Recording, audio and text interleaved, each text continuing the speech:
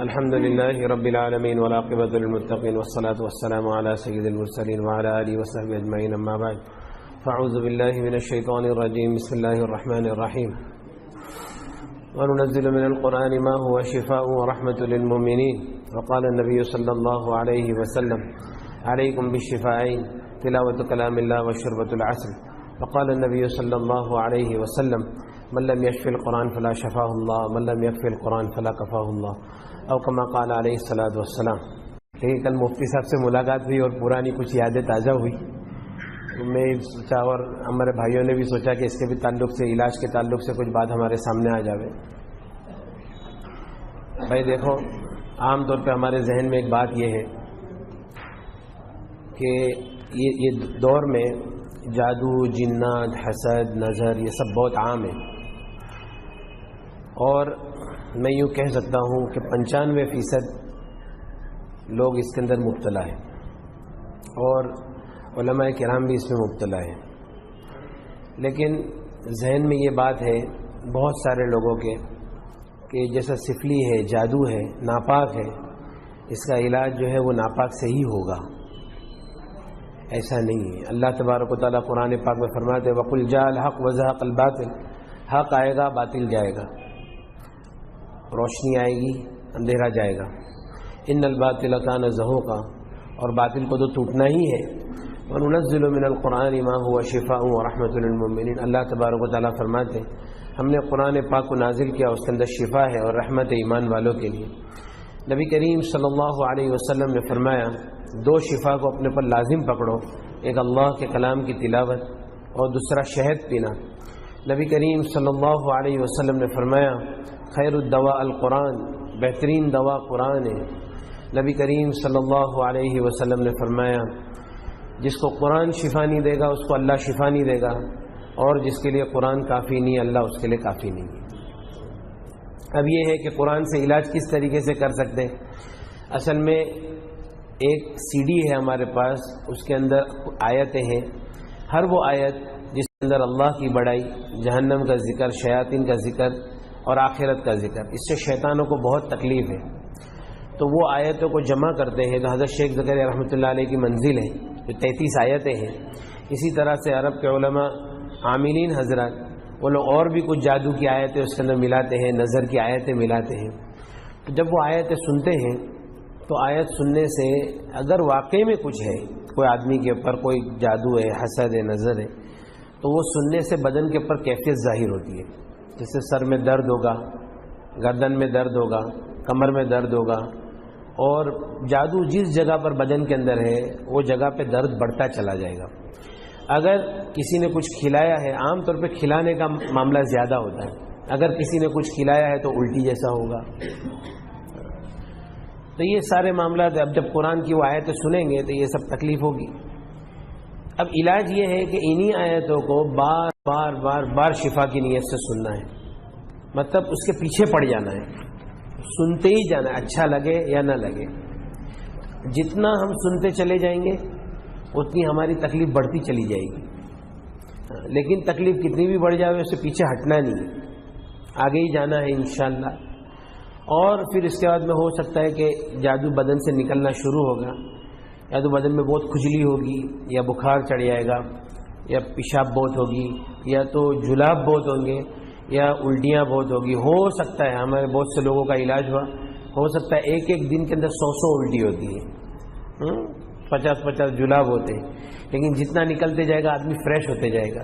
اور یہ سب کچھ ہونے کے بعد میں ہم 1 گھنٹہ 2 گھنٹہ 3 گھنٹہ لگاتار یہ آیتیں سنتے ہیں اور کچھ نہیں ہوتا ہے، سننے سے کوئی کیفیت بدن پہ نہیں آتی، تو اب سمجھ جانا چاہیے کہ الحمدللہ مکمل علاج ہو گیا. اب اگر کوئی یوں کہتا ہے کہ کچھ نہ کچھ تکلیف ہے تو یا تو پھر اس کا علم کمزور ہے یا پھر وہ بیوقوف بنا رہے. تو یہ قرآن کا ایک علاج ہے. بہت سارے علاجات ہوئے، اور جیسے میں 1-2 مثال آپ کو بتاتا ہوں.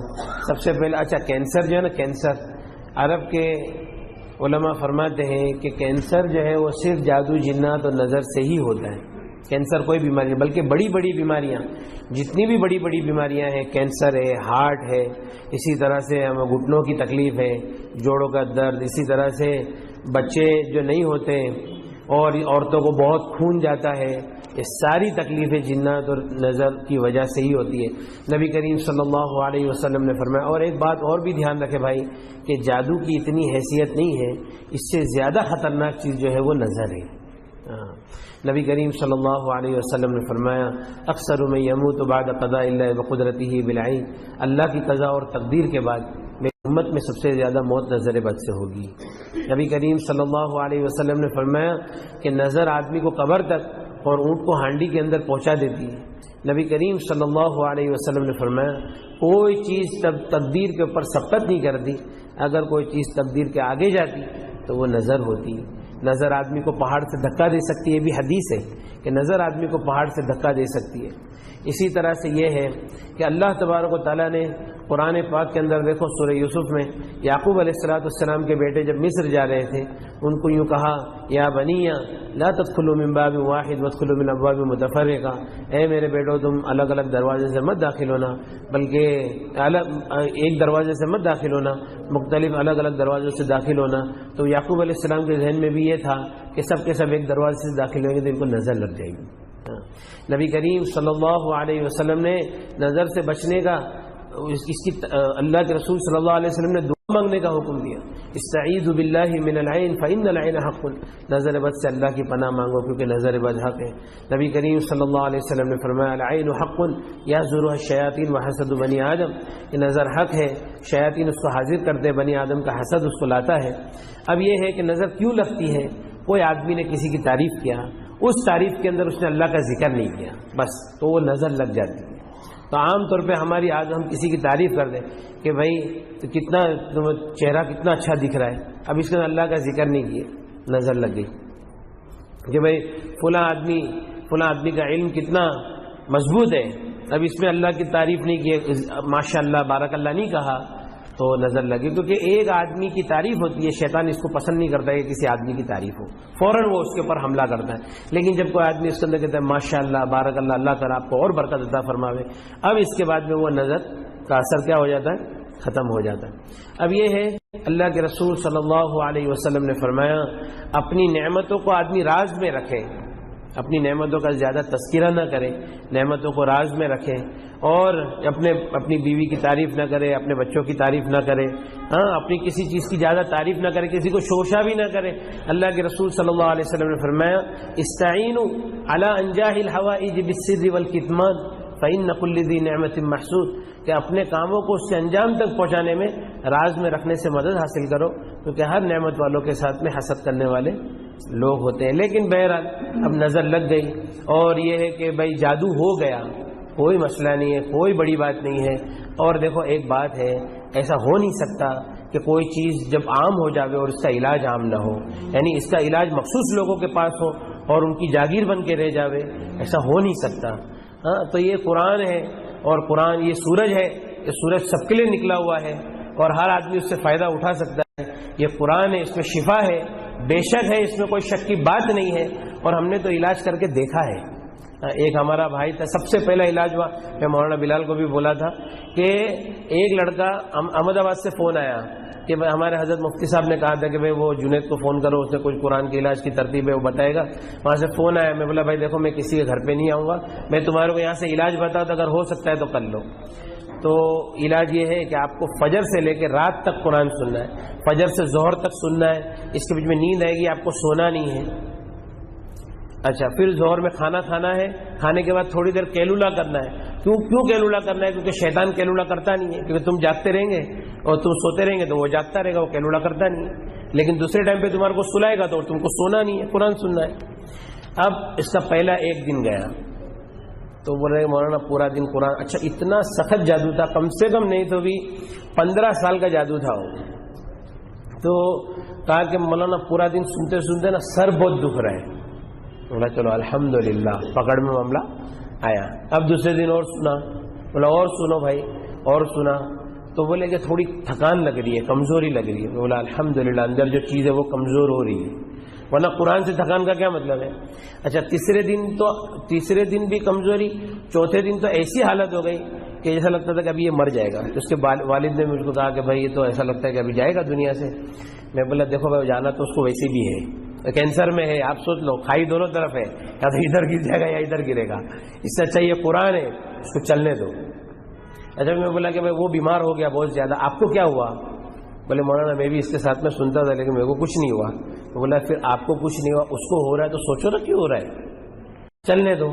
اب 5واں دن تھا اور اس کو الٹی ہوئی، الٹی میں پتھر نکلا، اس کے اوپر لکھا تھا اوم. پھر دوسرا ببول کے کانٹے، گوشت کا ٹکڑا، بال، گانٹھ لگے ہوئے سب بال تھے، وہ سب نکلا. میں بولا بھائی یہ تو سب نکل گیا، وہ فریش ہو گیا. تو بولا ابھی اور بھی آپ کو سننا ہے. پھر اس کا میرے خیال سے کچھ 6واں دن تھا، اس قرآن سنا، ہری ہری الٹی، ہرے ہرے جلاب.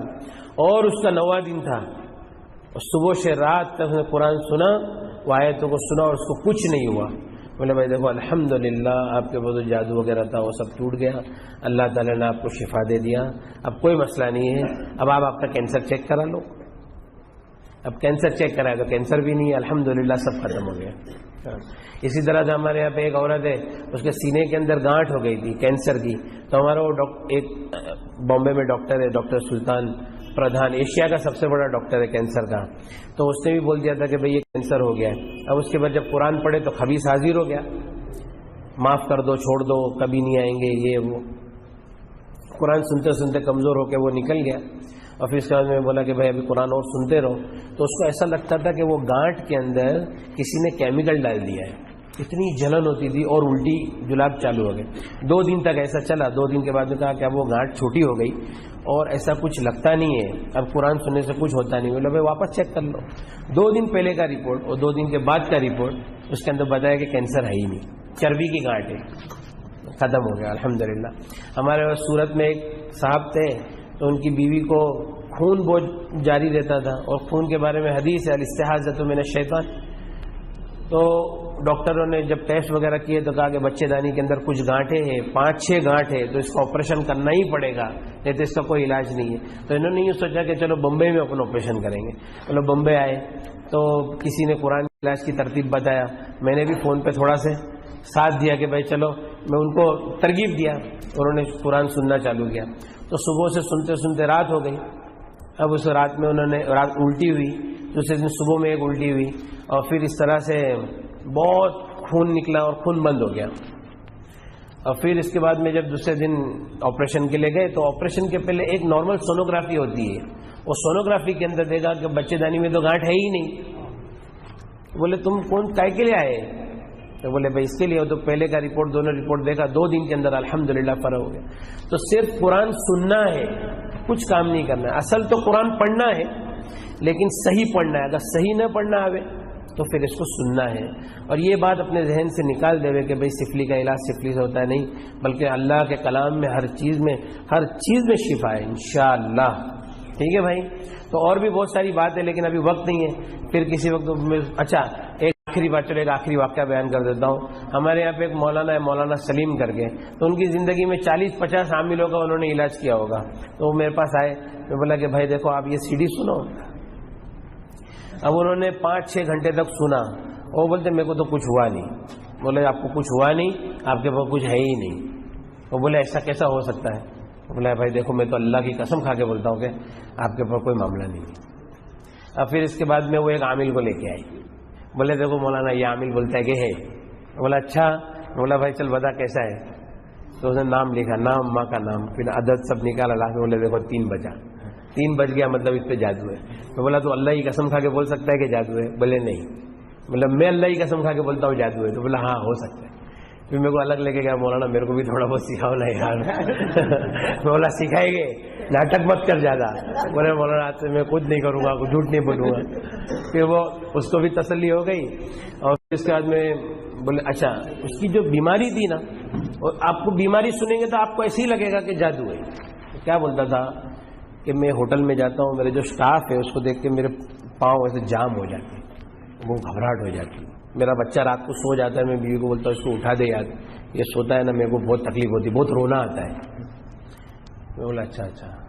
بولا تم نے کتنے سال سے تمہارے سر میں تیل نہیں لگایا ہے؟ تو بولے میرے کو جب سے ہوش آیا میں کبھی تیل لگایا ہی نہیں ہوں. بولا رات کو جاگنے کی عادت ہے؟ بولے ہمارا ہوٹل کا دھندا، ہم لوگ رات کو جاگتے. بولا ٹھیک ہے بھائی آپ کے سر میں تیل لگاؤ. اب وہ تیل کی مالش، بولا پہلے دن تیل بہت جائے گا آپ کے سر میں، جانے دینا، اور اس کے بعد 2-3 دن کے بعد کیا ہوتا ہے بتاؤ. تو 2-3 دن کے بعد وہ ملنے کے لیے آیا، گلے والے ملا اور ایک پیشانی پہ بوسہ دیا. بولے مولانا الحمدللہ میں بہت اچھا ہو گیا، پہلے دن 1 کٹورا تیل میرے سر میں چلے گیا. بولا بھائی تیرے دماغ میں خشکی ہے، اور بھی کچھ گڑبڑ تھی اندر کی، تو اس کا بھی علاج الحمدللہ بتایا اس کو. پھر وہ تو بولا کہ مولانا اللہ تعالیٰ نے آپ کے ذریعے سے ہم لوگ کا تو یہ موت تک کا مسئلہ حل ہو گیا. اب یہ ہے کہ ایک اور آدمی کو لے کے آیا، 16 سال سے ان کے گھر میں جادو تھا. تو میں بولا بھائی یہ قرآن سنو. گھر میں جا کے قرآن چالو کیا، اس کی بیوی کو سنا ہے تو خبیث حاضر ہو گیا بدن پہ. وہ خبیث بولتا ہے کہ بند کرو، اس سے کچھ ہونے والا نہیں ہے. وہ لوگ بولے مولانا یہ تو ایسا بولتا ہے کہ یہ قرآن سننے سے کچھ ہونے والا نہیں ہے. بولا دیکھو وہ بول رہا ہے نا کہ نہیں ہوئے گا، مطلب کچھ ہو رہا ہے. بولے اچھا نہیں ہوئے گا نا تو سب کو معلوم پڑ جائے گا کہ نہیں ہوا. تو تو بول رہا ہے نا کہ نہیں ہوئے گا، مطلب کچھ ہو رہا ہے، تو اس کو چلنے دو. اچھا بولے نہیں جاؤں گا. خبیث بولتا نہیں جاؤں گا. اچھا میں مت جا، ادھر ہی رہے قرآن سن. ہم لوگ تیرے کو تھوڑی بولتے تو جا، ادھر ہی رہے قرآن سن. بعد میں بولتا ارے بھائی میرے کو جانے دو، میرے کو چھوڑ دو. اچھا پھر ایسا ہوا کہ وہ خبیث نے یوں بولا کہ 16 سال کی پوری سٹوری بیان کیا کہ میں یہ آیا تھا، اس نے جادو کیا، یہ کیا ہو گیا. اور بولے جس جادوگر نے مجھے بھیجا ہے یہاں، وہ آج نہیں تو کل یہاں پہ مجھے لینے کے لیے آئے گا. اور واقعی میں 5 دن کے بعد پالنپور سے ایک سادھو آیا بمبئی، ایڈریس ڈھونڈتے ڈھونڈتے اسی گھر میں جس میں قرآن چالو تھا. وہ بولتا تھا میں تمہارے ہاتھ جوڑتا ہوں، میں نے 500 روپے میں یہ جادو کیا تھا، لیکن میں 5 لاکھ روپے دیتا ہوں، یہ میرے کو میری چیز واپس دے دو. اور اس کے بعد میں ہم لوگوں نے مشورہ کیے تو بولے بھائی چلو اگر وہ لے کے جاتا تو لے کے جانے. تو اس نے کرتے کا ایسا کونے کا کپڑا کاٹا اور اس کے عورت کے اوپر گھما کے بولا چل ساتھ میں. ایسا کر کے اس کو لے کے نکل گیا. الحمدللہ 16 سال کا جادو اللہ تعالیٰ نے آسان کر دیا. سب باتیں تو اور بہت ساری ہے، لیکن بس یہ ہے کہ قرآن کے علاج کی ترتیب کو اپنے یہاں پہ بھی چالو کر سکتے ہیں، لوگوں کو بتا سکتے ہیں. بس اللہ تعالیٰ عمل کی توفیق دے دیں. نہیں منزل ہے، منزل کی آیت ہے وہ، لیکن وہ تو قرآن ہے نا، من القرآن ہے نا. سی ڈی میں انشاءاللہ بھیج دوں گا. تو ہاں سی ڈی تو مولانا ان کے پاس آ گئی ہے. ویسے میں نے کل رات کو وہ رکیا ڈال بھی دیا تھا فون میں. اس سی ڈی میں ہی سنتے رہیں گے، وہ سنتے رہنا ہے بار بار. اچھا ایک بات دیکھو، ایک بات ہے بھائی سمجھنے کے لیے، وہ کیا ہے معلوم ہے، اندر والے کی جتنی طاقت ہے نا اس سے زیادہ اس کو قرآن سنانا ہے، اس سے زیادہ. مطلب اب جیسا کوئی آدمی بولے کہ مولانا اپن بولے جادو ہے، ٹھیک ہے جادو سمجھ میں آ گیا جادو ہے. بولے میں تو منزل پڑھتا ہوں. بھائی تم ایک بار پڑھتے ہو نا تو اس کو برداشت کرنے کی طاقت ہے. ابھی جیسا میں موٹا آدمی ہوں، میں بولتا ہوں ڈاکٹر کے بعد ڈاکٹر صاحب میں تو روز چلتا ہوں اور میرا وزن کم ہوتا ہی نہیں ہے. بولے تم کتنا چلتے؟ بولے آدھا گھنٹہ. بولے تمہارا آدھا گھنٹہ تمہاری عادت ہو گئی. تم جہاں پہ تھکیں گے مریں گے اور چلیں گے نا تو تمہارا وزن کم ہوئے گا. تو اسی طرح سے اندر والے کی عادت ہے اس کو برداشت کرنے کی، تو اس سے زیادہ اس کو دینا ہے لوڈ قرآن کا. پھر اس کے بعد ہیوی ڈوز، پھر اس کے بعد میں لاسٹ میں وہ تھکنا چالو ہوگا. اور تھکنے کی سب سے بڑی علامت یہ ہے کہ قرآن سننے کے ٹائم پہ نیند آئے گی، مطلب وہ کمزور ہو رہا ہے، اس کو آرام چاہیے، اس وقت سونا نہیں ہے. پھر جلاب میں الٹی میں نکل جائے گا اور آپ 1 گھنٹہ 2 گھنٹہ 3 گھنٹہ سنتے ہیں اور کچھ ہوتا نہیں ہے. ختم ہو گئی بات، اب کچھ ہے ہی نہیں. ہم لوگ ہے نا بہار گئے تھے، ہمارے ایک چاچا ہے، انہوں نے کہا تھا وہ کوئی ایک عامل بہار میں بہت اچھا تعویذ دیتے. تو چاچا نے مجھے زبردستی بھیجا. میں چاچا کو بولا چاچا قرآن سنو، کا کوئی سب لفڑے میں پڑھتے. بولے نہیں یار تعویذ لے کے آ جائے یار. ہم لوگ بہار گئے. جب بہار میں وہ عامل صاحب کے یہاں کم سے کم 200-250 آدمی کی لائن لگتی تھی. اور ہم لوگ تو مہمان خصوصی تھے، بہت اچھا استقبال ہوا. اور ہم لوگ ایک کمرے میں تھے تو قاری صاحب کا خاص آدمی، کیٹلی گرم والا آدمی نا، کیٹلی گرم والا آدمی، وہ ہمارے پاس ملنے کے لیے آیا. تو بولتا ہے کہ مولانا، وہ حکیم صاحب تھے، ان کو پوچھا کہ حکیم صاحب بہت قبض رہتے ہیں، اس کی کوئی دوا ہے؟ حکیم صاحب نے ایک دوا بتایا, بولے یہ تو میں کھا چکا ہوں. دوسری بتایا, بولے یہ بھی میں کھا چکا ہوں, کچھ ہوتا نہیں ہے. تو میں حکیم صاحب کو بولا, حکیم صاحب اتنا کچھ مسئلہ ہوئے گا. حکیم صاحب بولے بھائی ابھی ہم دوسرے کے علاقے میں ہیں, ہاں تم ادھر یہ سب مغز ماری پالتے. میں بولا ٹھیک ہے. پھر وہ آیا, اس کو بولا بھائی دیکھو یہ گڑبڑ ہے, قاری صاحب کے پاس تم علاج کراؤ. بولتا ہے چھوڑو سب قاری صاحب والی صاحب, تم میرا علاج کرو. بولا ٹھیک ہے بیٹھو. اب میں نے قرآن پڑھنا چالو کیا اس کے اوپر, وہی رکیا. تو فنسن علی القوم الکافرین کے اوپر میں اس کو پوچھا کیا ہوا, بولے بہت الٹی جیسا ہو رہا ہے. تو بولا دیکھو بھائی آپ کے پیٹ میں جادو ہے. پھر میں بولا آپ حافظ ہے, بولا ہاں حافظ ہے. تو میں بولا آپ کو آج سے 10 پارے پڑھنا ہے. تو بولے کہ میں 10 پارے نہیں پڑھ سکتا ہوں, میں تو 2 پارے کے اوپر تو پڑھ ہی نہیں سکتا ہوں. بولا وہ آپ کو پڑھنا ہے. تو بولے ٹھیک ہے مولانا میں کوشش کروں گا. اس نے 2 پارے کے اوپر برابر, وہ 2 پارے کے اوپر سے حالات اس کے بگڑنے چالو ہو گئے, لیکن اس نے پڑھا اور پھر اس کے بعد اس کو الٹی چالو ہو گئی, اور الٹی بھی کرتا رہا, نے قرآن بھی چالو رکھا. ہم لوگ وہاں سے سفر کے دوسری جگہ پر گئے, پھر وہاں سے آئے. اس نے بولا مولانا آج الحمدللہ میں نے 15 پارے پڑھا اور مجھے کچھ نہیں ہوا. بولا بھائی الحمدللہ آپ کا علاج ہو گیا. آج بھی فون کرتے رہتا ہے, یہ میرے یہاں بچہ ہوا ہے, نام دو حضرت, کچھ نام بتا دو. سمجھ میں ہے نا. تو یہ قرآن کا علاج ہے بھائی, اس میں 1 پیسے کے خرچ کی ضرورت نہیں ہے, نہ مشت نہ زعفران نہ امبر, ہاں کچھ بھی خرچ, نہ مرغی نہ لیمبو نہ لال کپڑا. ایک ہمارے عربی عامل ملا, مولانا بھی وہ ٹائم پہ حج میں ساتھ میں تھے. ایک عربی عامل ملا تو بولتا ہے کہ تمہارے ہندوستان میں شیخ لوگ یہ سب منگاتے, ہانڈی منگاتے, لال کپڑا منگاتے. میں بولتا ہوں خالی قرآن پڑھو, قرآن سنو, فرشتوں کو جو چیز کی بھی ضرورت ہوگی اللہ کے پاس سے لے کر آئیں گے. ٹھیک ہے بھائی, آپ دعا کرا دو مولانا, کرا دو یار.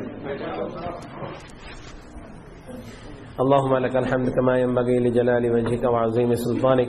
اللهم لا أحصي ثناء عليك أنت كما أثنيت على نفسك. اللهم صل على سيدنا مولانا محمد وعلى آل سيدنا مولانا محمد وبارك وسلم. لا إله إلا هو الحليم الكريم.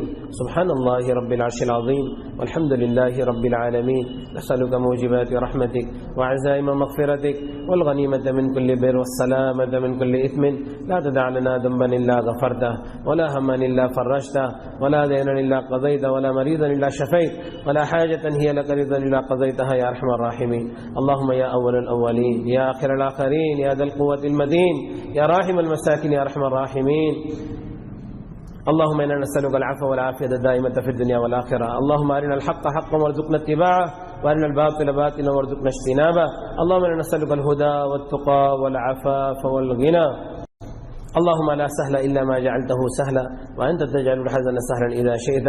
اللهم إنا نسألك من خير ما سألك منه نبيك وحبيبك محمد صلى الله عليه وسلم ونعوذ بك من شر ما استعاذك منه نبيك وحبيبك محمد صلى الله عليه وسلم وأنت المستعان وعليك البلاغ ولا حول ولا قوة إلا بالله العلي العظيم.